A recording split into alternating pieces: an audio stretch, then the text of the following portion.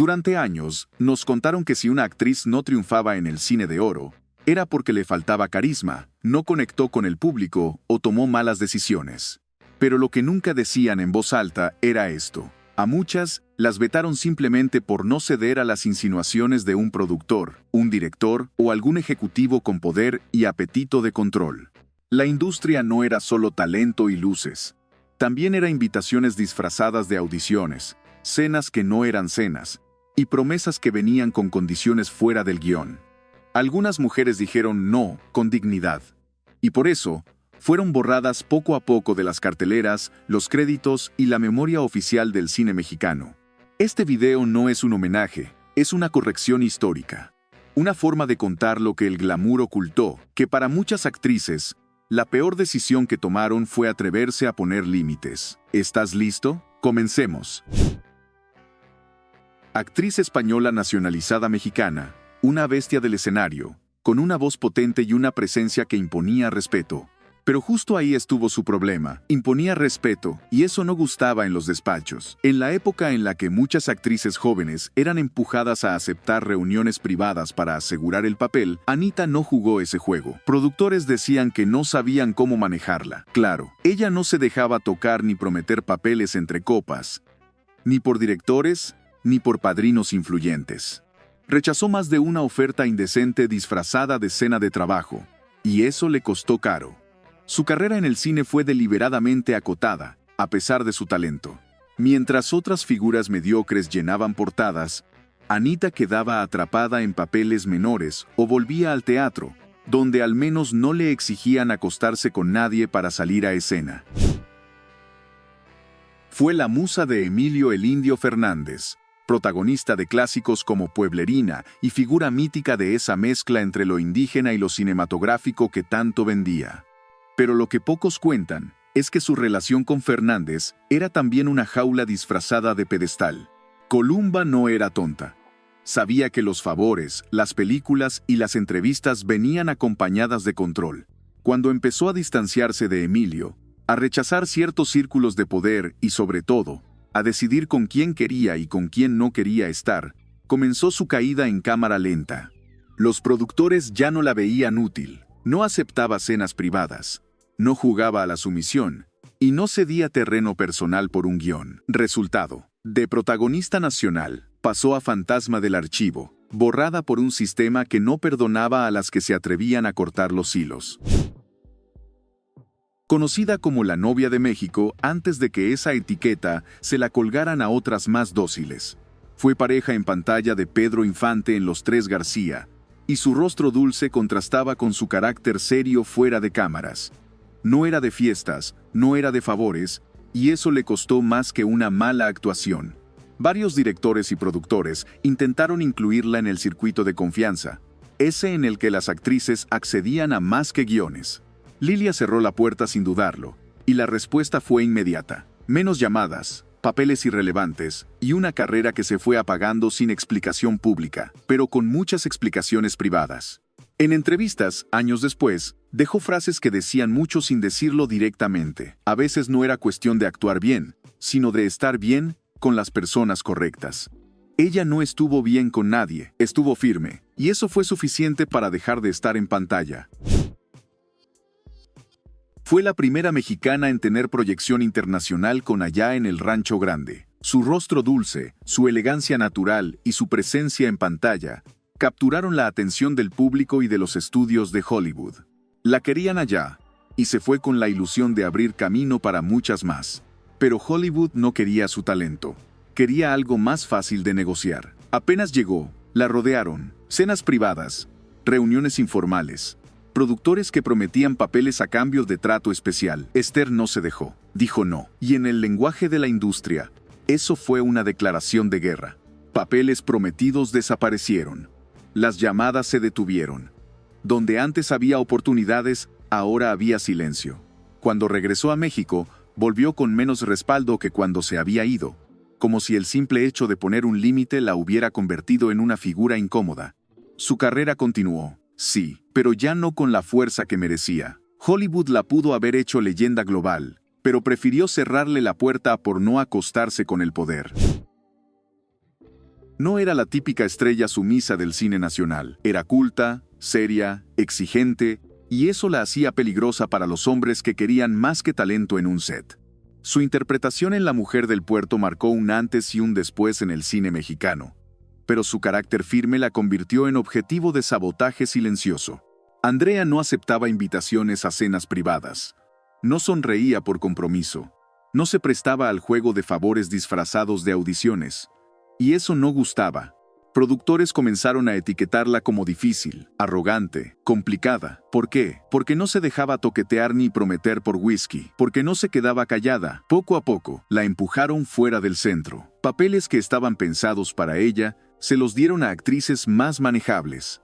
Y aunque nunca dejó de trabajar, la industria se encargó de bajarle el volumen a una de las mujeres más brillantes que pisó el cine mexicano.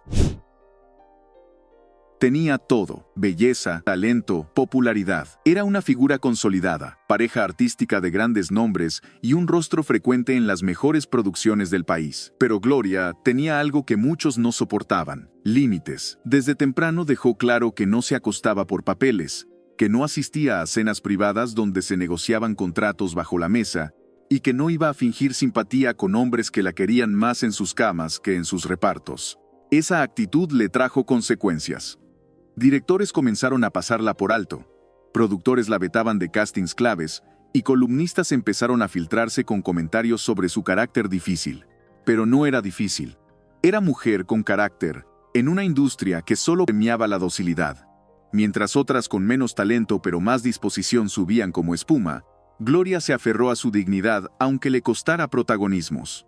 No se doblegó. Y por eso, su carrera fue más corta de lo que su talento merecía. No fue parte del cine de oro desde el inicio, pero llegó justo en el momento en que el glamour ya estaba contaminado y los vicios del sistema estaban en su punto más cínico. Su rostro era perfecto para la cámara, su presencia tenía fuerza, y aún así, no despegó como muchas esperaban. ¿Por qué? Norma tenía claro desde joven que no iba a intercambiar intimidad por protagonismo. Rechazó más de una invitación a reuniones informales donde las actrices sabían que, si no coqueteaban o aceptaban ciertos toques, el papel iba directo a otra con menos escrúpulos. Ella lo dijo en entrevistas muchos años después: cuando no eres de las que se prestan, simplemente dejan de llamarte. Eso le pasó. Aunque tenía todo para ocupar estelares, la empujaron a papeles secundarios o la ignoraron por completo, no por falta de talento, sino por no querer pagar el precio sexual que otros disfrazaban de ambición profesional. Siempre se la vio como la señora fuerte, la abuela regañona o la matriarca de carácter.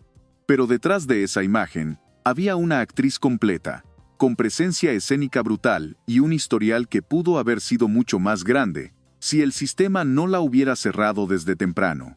Emma no se dejaba manejar por nadie. Era directa, no toleraba insinuaciones, y cuando algún productor intentaba jugar con ella, lo ponía en su lugar en el momento.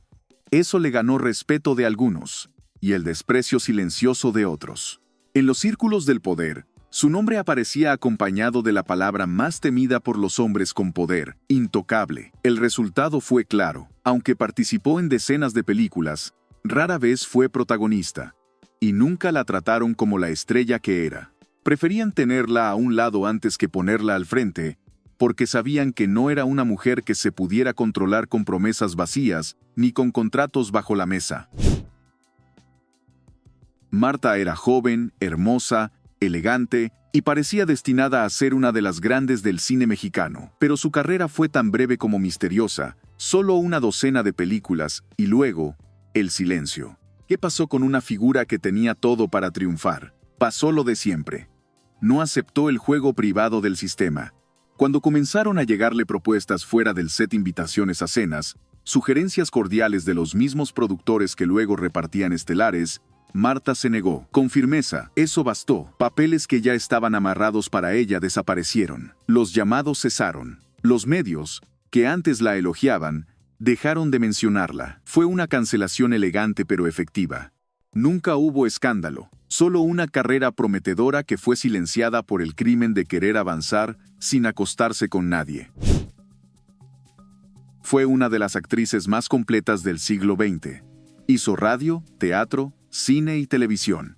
Tenía voz, presencia y un tipo de inteligencia que pocos hombres en el medio toleraban. No venía a hacer relaciones, venía a trabajar. Y eso en la época del trueque sexual disfrazado de oportunidades, era una declaración de independencia que se pagaba caro. Carmen tenía fama de no prestarse, rechazó cenas, evitó fiestas privadas con productores y jamás necesitó padrinos. Los papeles importantes le llegaban, pero muchas veces eran bloqueados desde adentro por hombres que no la consideraban flexible para el juego informal que dominaba el reparto de protagonistas. No fue vetada con escándalo, fue silenciada por omisión, excluida de ciertos círculos y arrinconada en producciones donde no incomodara a los de arriba. Fue fiel a sí misma, pero el costo fue una carrera menos mediática de lo que merecía.